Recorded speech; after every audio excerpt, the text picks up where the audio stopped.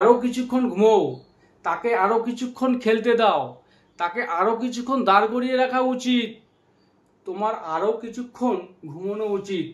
তো এই সেন্টেন্সগুলো কিভাবে তোমরা ইংরেজিতে বলবে আজকের ক্লাসে সেটা শিখিয়ে দিব একটি সেন্টেন্স স্ট্রাকচারের মধ্য দিয়ে।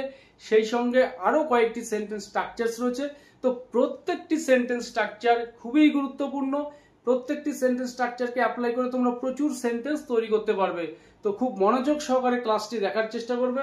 এখানে প্রথম যে সেন্টেন্সটি লিখেছি, আরো কিছুক্ষণ ঘুমোও, মানে অলরেডি তুমি ঘুমিয়েছো, তো তোমাকে বলছি যে আরো কিছুক্ষণ ঘুমোও।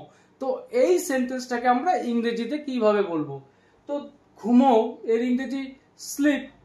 তো এখানে আরো কিছুক্ষণ ঘুমোও, তো স্লিপ এখানে সেন্টেন্সটি ইম্পারেটিভ সেন্টেন্সের মধ্যে রয়েছে। তো তুমি ঘুমোও, এক্ষেত্রে ইউটাকে আমরা উজ্জ্ব রাখবো, শুরুতে নিয়ে আসবো verb sleep a little longer. তো স্লিপ এ লিটল লঙ্গার অর্থাৎ আরো কিছুক্ষণ ঘুমো। তো পরের সেন্টেন্স আমরা আরো কিছুক্ষণ অপেক্ষা করতে পারি, মানে এরপরে আর পারবো না, আরো কিছুক্ষণ পারি। তো এই সেন্টেন্সটাকে আমরা কিভাবে বলবো? উই ক্যান, অর্থাৎ আমরা পারি কি করতে? অপেক্ষা করতে। উই ক্যান ওয়েট, কতটা সময়? আরো কিছুক্ষণ।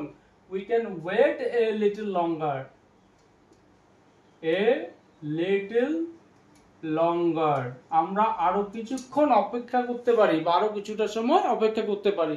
পরের সেন্টেন্স তাকে আরো কিছুক্ষণ খেলতে দাও, মানে তার মন ভরেনি, আরো কিছুক্ষণ খেলতে দাও। তো এই সেন্টেন্সটাকে আমরা কিভাবে বলবো? তো এখানে খেলতে দাও অর্থাৎ তাকে অনুমতি দাও। তো এর জন্য আমরা শুরুতে নিয়ে আসবো লেট। কাকে?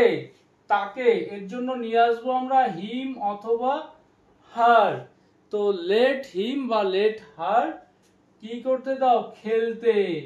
তাকে খেলতে দাও, তাকে পড়তে দাও, তাকে টিভি দেখতে দাও। সব ক্ষেত্রেই আমরা লেট দিয়ে সেন্টেন্সটাকে শুরু করব। তো লেট হার প্লে বা let him read, let him watch phone. তো let her play a little longer, তাকে আরো কিছুক্ষণ খেলতে দাও। তো পরের সেন্টেন্সটি তাকে আরো কিছুক্ষণ দাঁড় করিয়ে রাখা উচিত।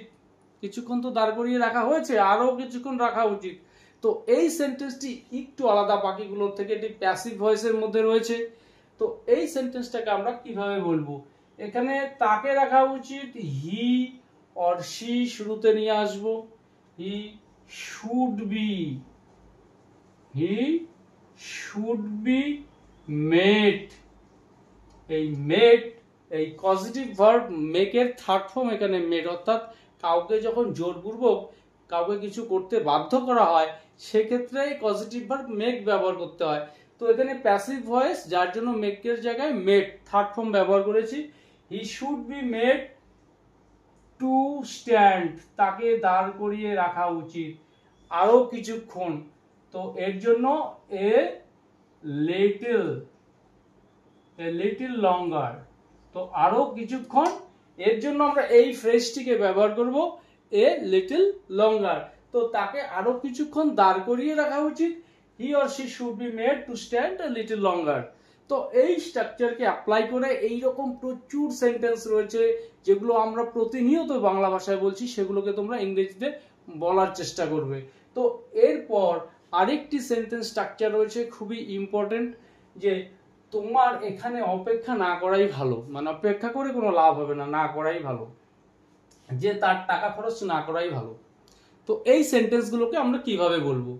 যে তোমার এখানে অপেক্ষা না করাই ভালো, you had better, you had better not.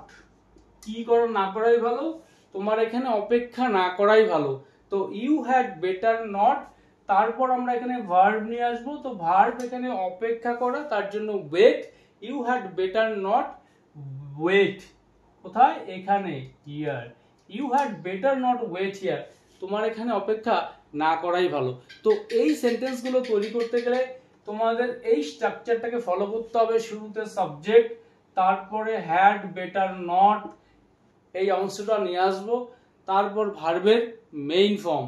তো এই স্ট্রাকচার অনুসারে পরের সেন্টেন্স তার টাকা খরচ না করাই ভালো, কিচ্ছু লাভ হবে না। তো এখানে subject he or she had better not, she had better not waste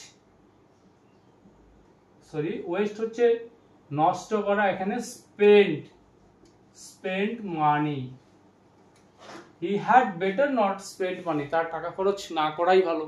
তো পরের সেন্টেন্স, তুমি আমার সাথে গেলে কি এমন হারাবে, মানে যেতে তুমি অস্বীকার করছো, এত সমস্যা দেখাচ্ছ, গেলে কি হারাবে, যে তারা কি এমন হারাবে যদি ম্যাচটি না খেলে।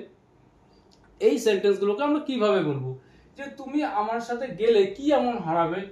তো what will you lose, what will you lose, তুমি কি এমন হারাবে যদি আমার সাথে যাও। If you go with me, what will you lose if you go with me, তুমি কি এমন হারাবে যদি আমার সঙ্গে যাও। ব্যবহার করব যে আমি সব সময়ের জন্য ধূমপান ছেড়ে দিব, যে সে পুরোপুরিভাবে রিলস বানানো বন্ধ করে দিয়েছে। তো এই সেন্টেন্সগুলোকে ইংরেজিতে কিভাবে বলবে, খুব কমন সেন্টেন্স, যে আমি সব সময়ের জন্য ধূমপান ছেড়ে দিব, মানে ডিসাইড করেছি। তো এই সেন্টেন্সটাকে আমরা ইংরেজিতে কিভাবে বলবো, আই উইল লিভ স্মোকিং। এখানে লিভ না বলে give up, I will give up smoking for good।